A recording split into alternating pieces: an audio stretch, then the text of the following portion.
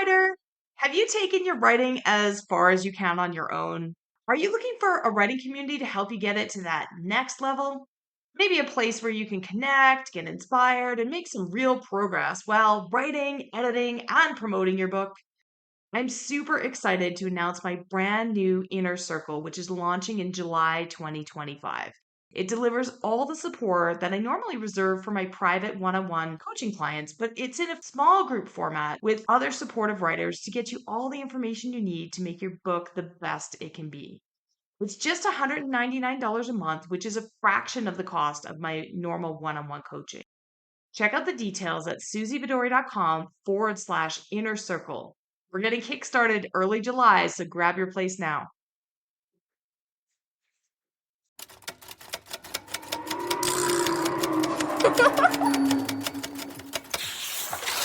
Welcome to Show Don't Tell Writing with me, Suzy Vidori, where I teach you the tried and true secrets to writing fiction, nonfiction that are going to wow your readers, broken down step by step. We're going to explore writing techniques. I'm going to show you a glimpse behind the scenes of successful writers' careers that you wouldn't have access to otherwise. And I'm also going to coach writers live on their pages so that you can learn and transform your own storytelling. Whether you're just starting out, you're drafting your first book, you're editing, or you're currently rewriting that book, or maybe even your 10th book, this show's going to help you unlock the writing skills that you didn't even know you needed, but you definitely do. I'm so looking forward to helping you get your amazing ideas from your mind onto your pages in an exciting way for both you and your readers so that you can achieve your wildest writing dreams. And you're going to also have some fun doing it. Let's dive in. Welcome back to the podcast today, Lidija Hilje. This is part 2 of our amazing conversation about her brand spanking new literary fiction book called Slanting Towards the Sea. We talked so long about this book and how she created it, and she shared so much with our listeners that it's actually 2 episodes. Lidija is a book coach and author of literary fiction, and before becoming a novelist, she was a practicing attorney at law, spending her days trying cases before Croatian courts. Lidija's nonfiction essays have been handpicked by Medium's editorial team and featured on the Medium homepage, which earned her the title of top writer in fields of psychology, self-awareness, personal development, self-improvement, and more. Most recently, her personal essay was published in the New York Times' Modern Love column.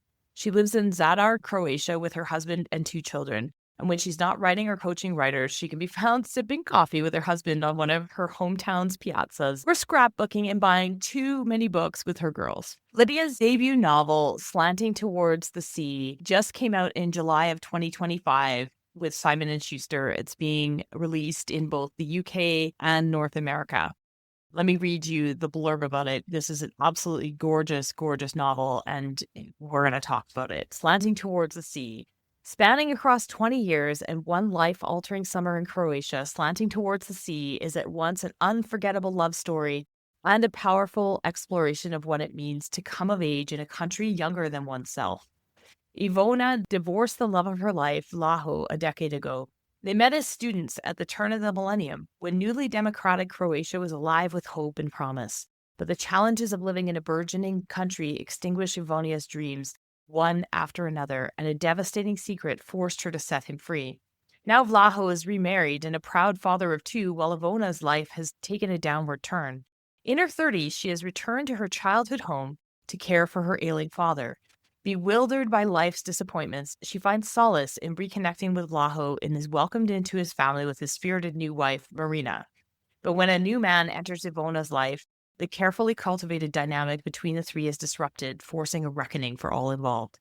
Set against the mesmerizing Croatian coastline, Slanting Towards the Sea is a cinematic, emotionally searing debut about the fragile nature of potential and the transcendence of love. So in the last episode, if you missed it, we talked about what makes a book literary fiction versus genre fiction, what the book is about, how she set it in her home Croatia and why, and what she hopes that readers will take away. In this episode, we talk a lot about craft. We really dig in. We talk about how she managed to structure the book to span 20 years, which is a really difficult thing to manage the passage of time. We talked about showing details, her show don't tell, and what differs in literary fiction, and how she managed to take some of those summary scenes. We talk about scene craft and how it's different in literary fiction, and how she managed to take some of those scenes and make them feel like showing, even though maybe technically they're not. And then we have some quick fire questions here where she shares some behind the scenes on how she got started in her career. This episode is one not to miss. I hope you really love it as much as I do. Switching gears for a second, the book spans a 20-year span. And again, we talk about strategies for taking the simplest way and taking a more advanced way. That's an advanced technique to be able to put 20 years into a novel. Like, the simplest thing is to set it over 3 days or something, right? And to kind of drain the well dry about everything that happened. How did you set that up in terms of, I mean, there's a lot that we could talk about structure in this book, but managing the passage of time is something that beginning writers struggle with. So how did you do it?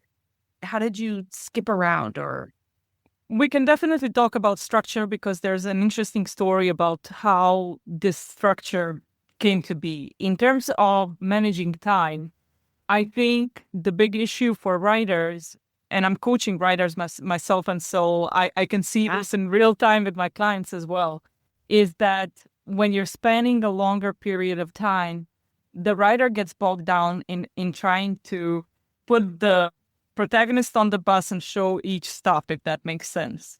Whereas you need to like dip and pull just the tentpole scenes. So you don't get to show them in every single stage of this 20-year period. You get to choose tentpole scenes, and then you get to show them. And, you know, you have to also be careful with details so that the reader has the inconspicuous journey. When you have to ground them in time when you'd open a new scene. I didn't use the time tag. Yeah, timestamps. Yeah. Timestamps are lazy, and readers don't read them anyway. If you're into it, you're not going to read them and process them. I don't, unless I'm editing. You also need to ground us and you used a lot of things to show the passage of time. Give spoilers, but there's, some younger characters that make it obvious when they're babies, toddlers, those things. Like, you used different mechanisms to ground us in time, which is awesome. Okay, what's the interesting story of the structure? So when I started writing the story, the bulk of the story, this is a dual timeline story. So it does span 20 years, but it also happens in the present storyline. It happens over a course of a summer. And then there's flashbacks. And then there's a dual timeline. And when that takes you from the past to the point where the book starts and shows you how these characters came to this position to be divorced, at the beginning of the story, where it's obvious that the woman is still in love with her ex-husband. And so it takes you back in time to really show you how they came into this position in the present storyline. But the funny thing about this structure was, when I started the story, I didn't know how much of the backstory I would have. And it turned out to be quite a lot. And so I couldn't do it through flashbacks in a certain scene, just like having her think back or something like that. It had to be a dual timeline.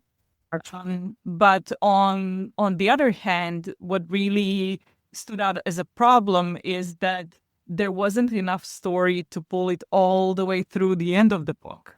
So basically, I do have a dual timeline story up until the midpoint, where in that point it becomes a single timeline story and just happens going forward.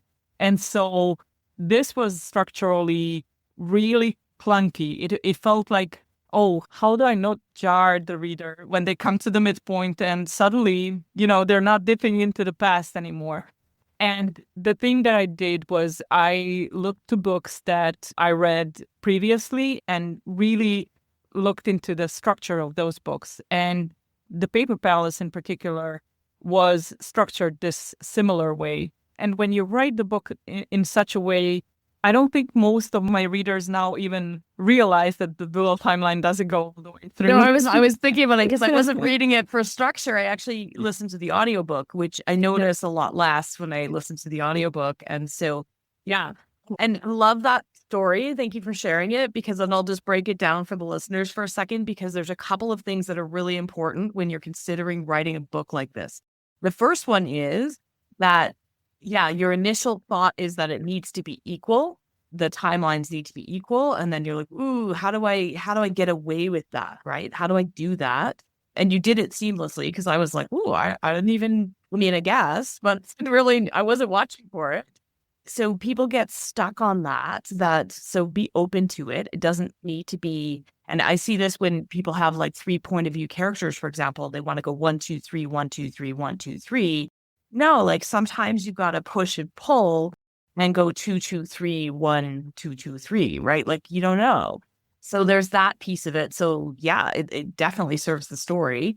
But the other piece is how much backstory, if you had set out, I love that you said, I didn't know how much backstory I was going to use or how many of these dual timeline scenes. And starting with the intent of having the minima is actually a good plan, because we only care about the backstory if it informs or pushes us of what's happening in today, right? In the story present timeline. I'm going to get super technical for a second, but I know that Lydia's got the same training as me, so she's not in along. So if we're in story present, we only care about the backstory. We don't want to hear about, a childhood story that has nothing to do with or doesn't inform us or help us predict how she's going to act. You did a terrific job. Everything in that past is really necessary. You also do a great job, and I'll be careful not to do spoilers, but you said it even in the description of the book. There's a reason that the divorce happened that only she and her mother-in-law know. And so we don't find that out. It's alluded to, but we don't find that out unless we track that backstory. So we're like, what the hell happened, right? So you kind of planted that so that we are interested in those past scenes. So if anybody's considering a dual timeline, don't do it just for the trickiness of it.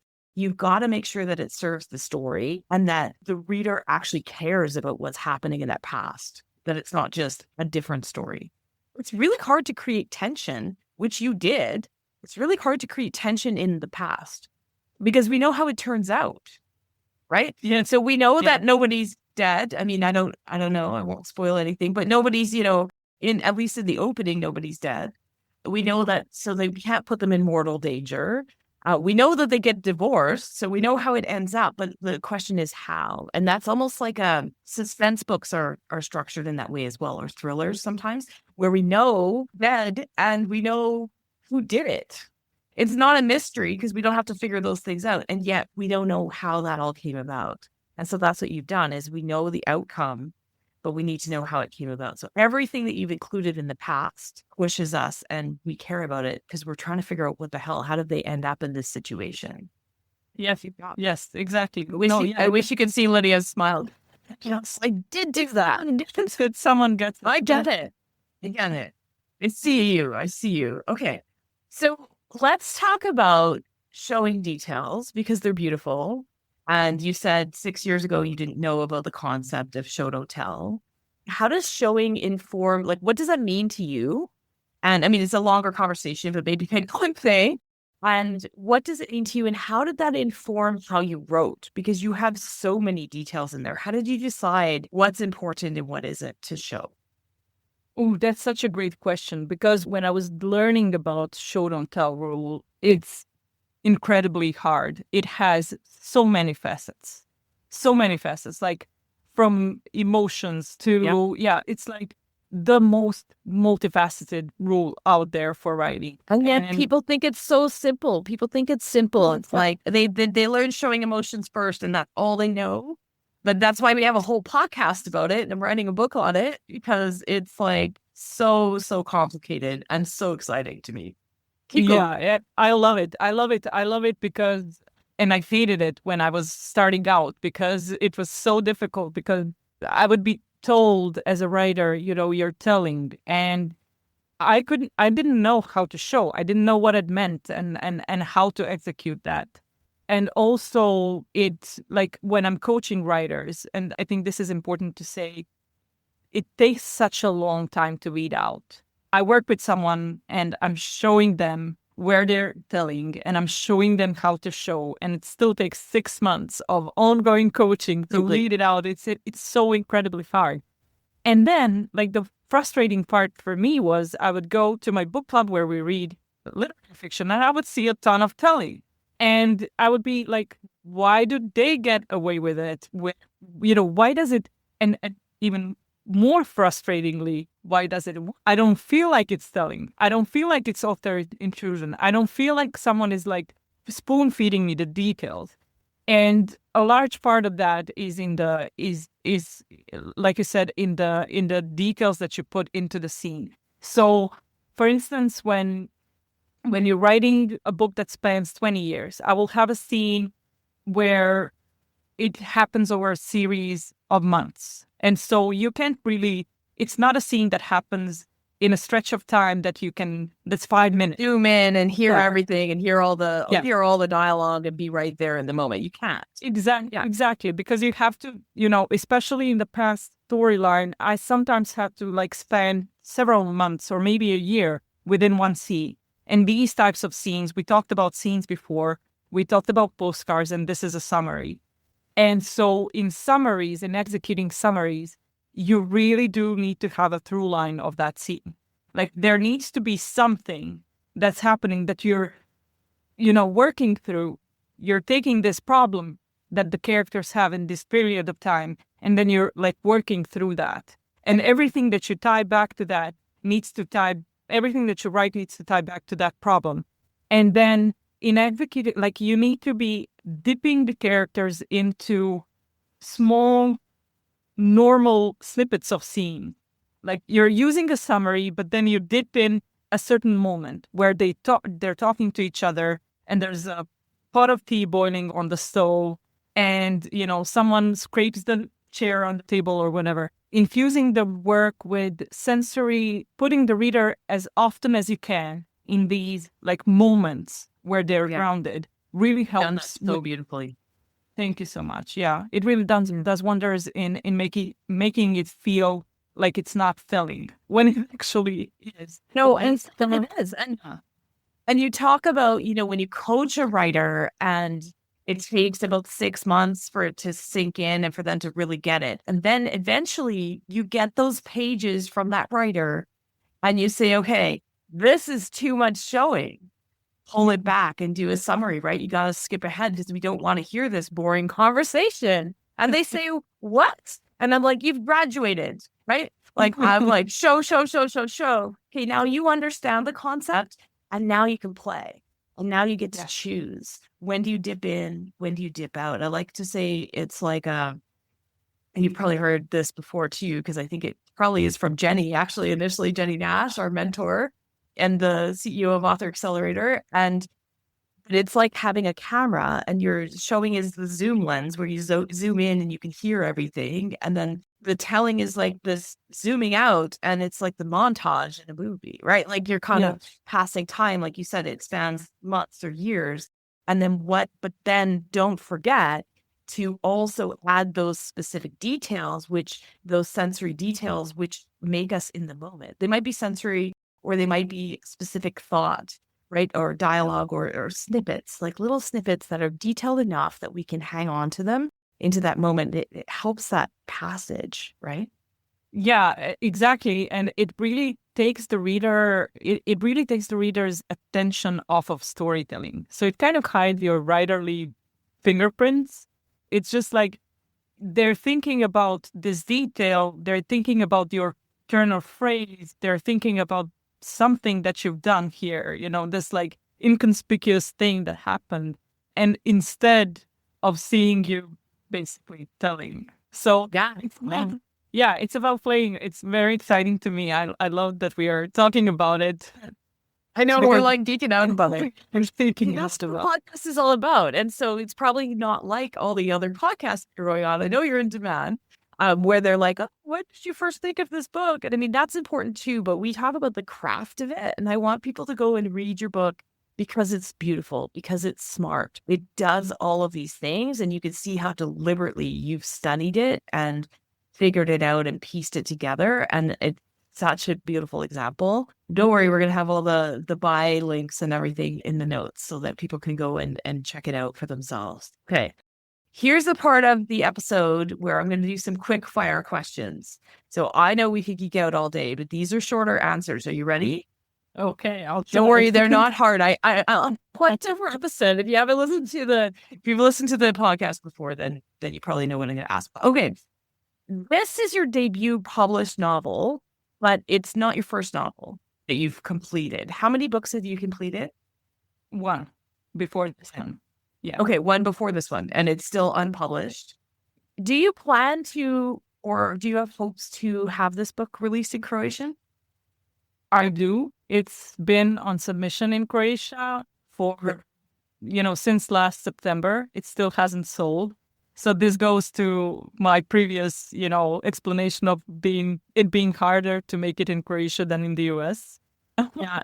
Yeah. Well, at some point, and so for those of you new to publishing, that would be the foreign language rights she would sell in Croatian. And so, but it is being published in both North America and the UK. You have separate covers and separate deals for that, right? Any other sites on the horizon? Oh, yes. No, I'm not. Okay. That's fine. That's fine. I'm not supposed to talk about it until it's God gone. bless your son. We will track it, and we are excited for you. Okay. Thank you so much. How long did it take you to write this book? Okay, I'm going to try to keep it very short as I can. I wrote the first 150 pages in 2021, and then I earnestly started working on it in September 2022. Finished the first draft in July 2023. And started querying in November 2023 and got 3 offers of representation straight out of the gate, 9 full requests out of 20 query, and then sold the book 2 months later in an auction. Yeah, right. Yeah. That's very fast for those of you listening and being like, oh my gosh, that's my target. This is very fast. Lydia literally quit her job as an attorney and studied this for years and coached other writers and figured this out. When books are ready, though, Leah, this is what, I don't find it's a 1 in 1,000 chance. It's not about odds. When your book is as good as this book and when you've done the things that you've done, this is the kind of response that you'll get when the book is ready, right? When the book is ready. Okay. How long did it take you to write that first book that never got published? It's hard to say because it never... I wrote it and then I wrote many drafts and then queried it and then drafted again, trying to get it to work. How long did you spend on that? I spent maybe 3-4 years. Yeah. 3 or 4 years. And do you think that now that you're going to be the big time, do you think you'll be able to resurrect that book, or are you done with it?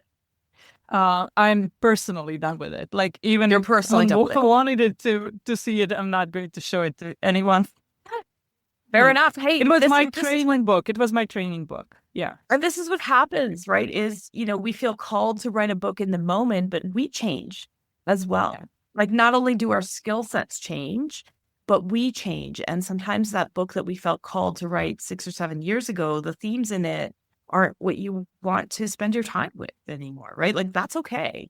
Yeah. That's totally fine. Okay. What was your first big break? When was the moment where you were like, this is real, this is happening, this book is gonna be the one?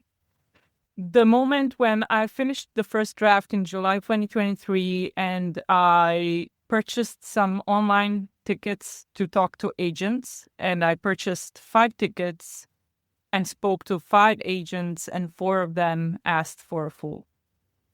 And it was, okay, I've got something. It's not super horrible, at least. Was that at a conference? I don't know what you mean by purchasing tickets. It was an online conference where it was a Muse and the Marketplace. And I think now it's in person, but in 2023, they were still doing it online. And so I bought 5 tickets to speak to agents, and they read the first 10 pages, the synopsis, and the query letter. That's what I was going to ask, because sometimes they're just verbal And, my first time I went to a conference, I've shared this story before, but I did the same thing and I pitched 4 and I got 4 requests or like partial Oh, requests because they hadn't, but I realized later that it wasn't necessarily a good thing because I knew how to pitch. I'd worked on Wall Street and raised money, but they hadn't read anything. They hadn't read any pages from me. And it turned out at that point in time, that was very early. And it did become The Fountain. That was my debut novel, but it wasn't ready then. And I had been pitching it early, but I had taken it as far as I could take it. And then out of that, I eventually found a publisher sort of adjacent to that process. But yeah, but if they've read pages and they're asking for a full, that is impressive. Yeah, that's the moment, right? And did you hesitate in buying those tickets to that conference? Like, or you knew this was what you were meant to do, or were you like, oh, I don't know.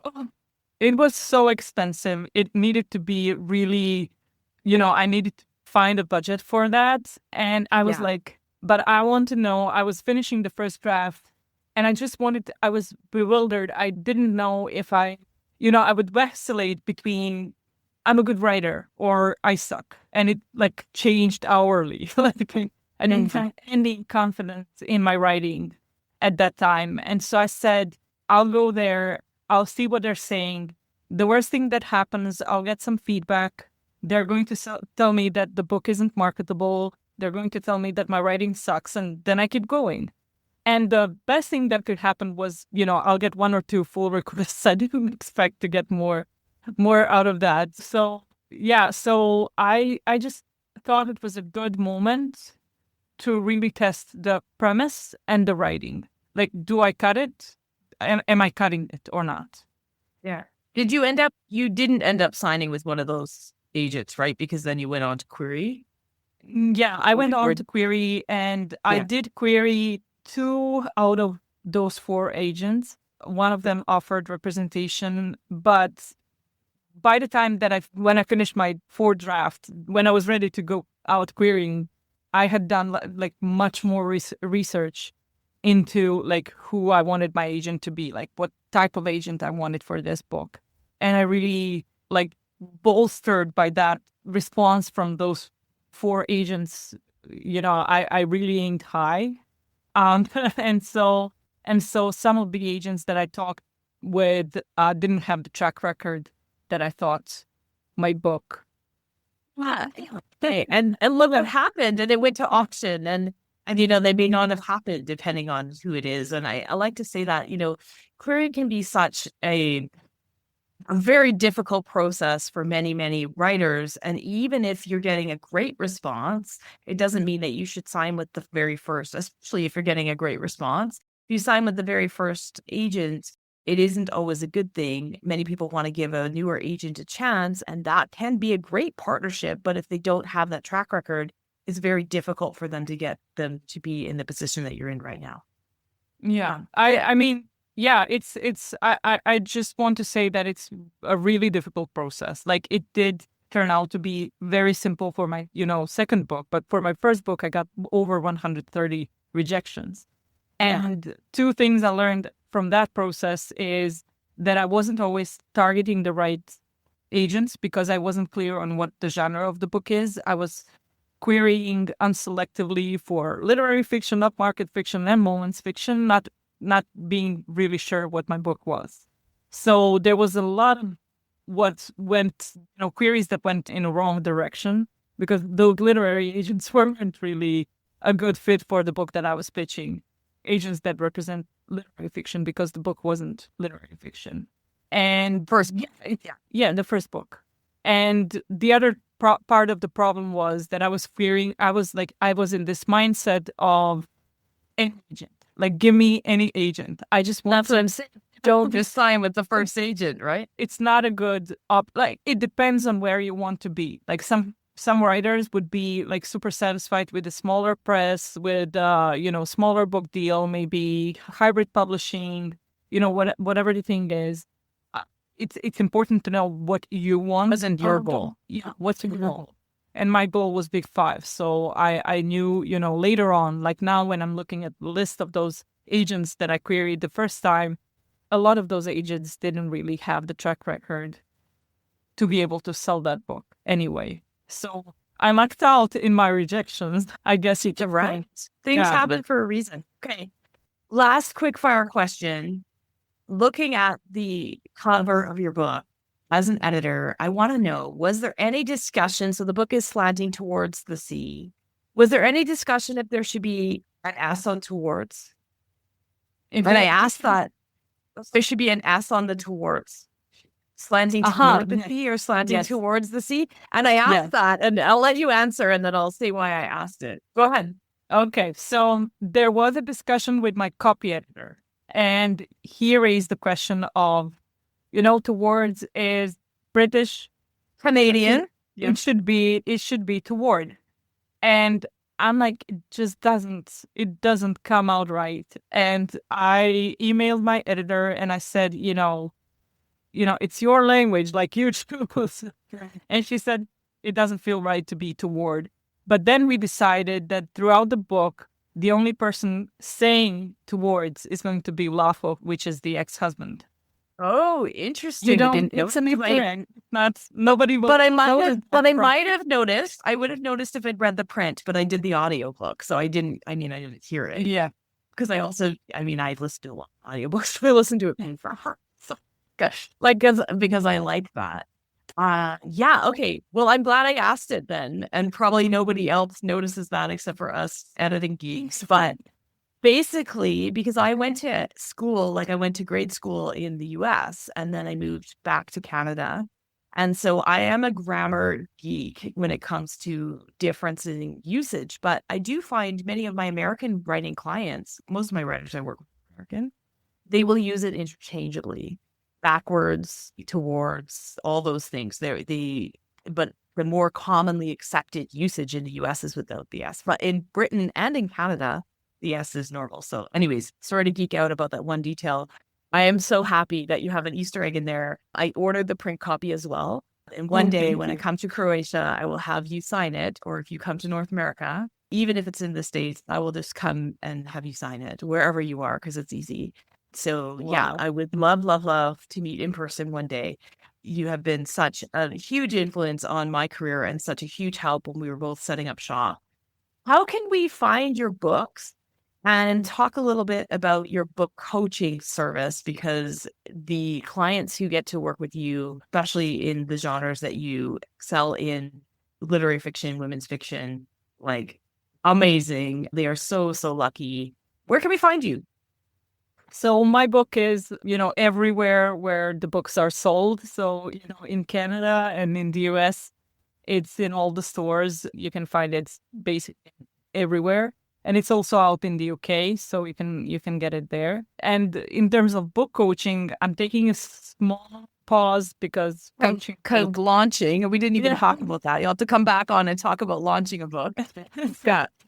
Launching a book is a full-time job. It takes a lot, and I really do. I'm really a very dedicated coach. I really I do want to give 100% to my clients, and this wasn't a period where I could do it. So I'm taking a short break, but I'll be back in the fall, and you can contact me via my website. We'll put all the links there. Yeah, and fall 2025. So depending on if you're listening to this later, then Lydia might just be your ideal book coach. So go and check her out. Okay, thank you so much. I'm going to give you back your time. Thank you so much for coming on today, and I will talk to you soon. Thank you so much for having me. It was a blast to be here. I love this.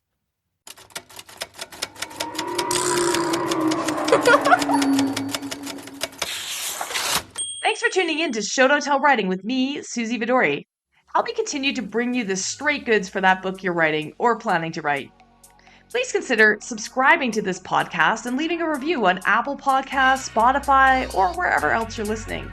Also visit suzyvidori.com/newsletter to hop on my weekly inspired writing newsletter list, where you'll stay inspired and be the first to know about upcoming training, events, and writing courses that happen in my community.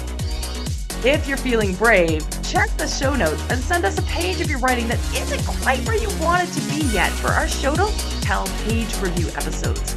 Remember, that book And your writing is going to open doors that you haven't even thought of yet. And I can't wait to help you make it the absolute best. If you're feeling called to write that book, keep going. And I'm going to be right here cheering you on. See you again next week.